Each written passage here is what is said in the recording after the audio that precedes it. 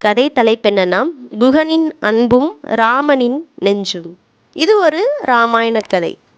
அயோத்தியா நகரம் துக்கம் நிரம்பிய நாளில், அதாவது தசரத மகாராஜா தன் மகனாகிய ராமனை வனவாசத்திற்கு செல்லும் சூழ்நிலையில் அவர் சிக்கினார். கைகேயி தேவியின் கோரிக்கையை ஏற்று 14 ஆண்டுகள் ராமர் வனவாசம் செல்ல ஒப்புக்கொண்டார். ராமரும் அவரது மனைவியும் தம்பி இலக்குவனும் அயோத்தியா நகரத்திலிருந்து புறப்படுறாங்க. அப்போ பார்த்தீங்கன்னா மக்கள் எல்லாம் ரொம்ப கண்கலங்கி போனாங்க. நகரமே கண்கலங்கி போனது.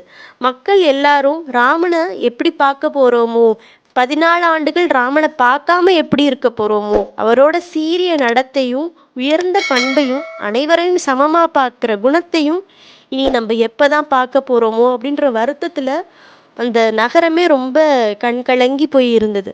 என்ன செய்யறதுன்னு புரியாம திக்குமுக்காடி போயிருந்தது அயோத்தியா நகரம். எல்லாத்தையும் பார்த்துட்டு எல்லாத்தையும் சொல்லிட்டு அங்கேருந்து இவங்க மூவரும் கிளம்பி போகிறாங்க. அவங்க நிறைய இடத்த கடந்து வனவாசத்திற்கு போகிறாங்க. அப்போது கங்கை ஆற்றை கடக்க வேண்டிய சூழ்நிலையும் ஏற்படுது. அந்த இடம்தான் சிருங்கி பேராபுரம். அங்கே வாழ்ந்தவர் குகன்.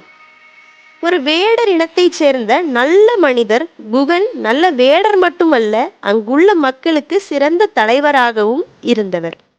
ராமனோட வருகையை முன்கூட்டியே அறிஞ்சு வச்சிருந்தாரு. அதாவது ராமன் அயோத்தியாவிலேருந்து கிளம்ப போறாங்கன்ற தகவல் கிடைச்ச உடனேயே ராமர் இந்த வழியா வராங்க அப்படின்றத அவர் தெரிஞ்சுக்கிட்டு அவருக்கு தேவையான உதவிகள், அதாவது அவர் என்ன உதவி வேணும் அப்படின்னு கேட்கறதுக்கு முன்னாடியே அவருக்கு தேவையான எல்லா உதவிகளையும் சகல உதவிகளையுமே குகன் ஏற்பாடு செஞ்சு வைக்கிறார்.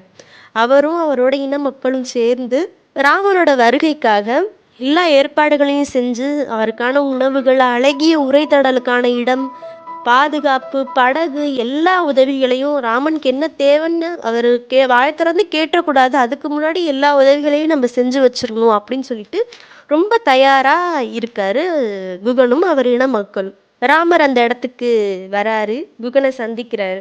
அப்ப பார்த்த உடனே குகன் ரொம்ப அடக்கத்துடனும் பக்தியுடனும் ராமரை பார்த்து, ராமா, நீயே என் தேவன், நீயும் சீதாதேவியும் தான் என் அதிபதிகள்.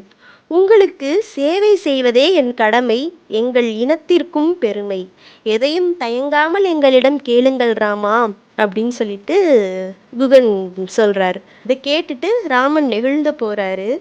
அவர் மெல்ல சிரிச்சுட்டே சொல்றாரு, குகா, உன் அன்புக்கு அளவே இல்லை.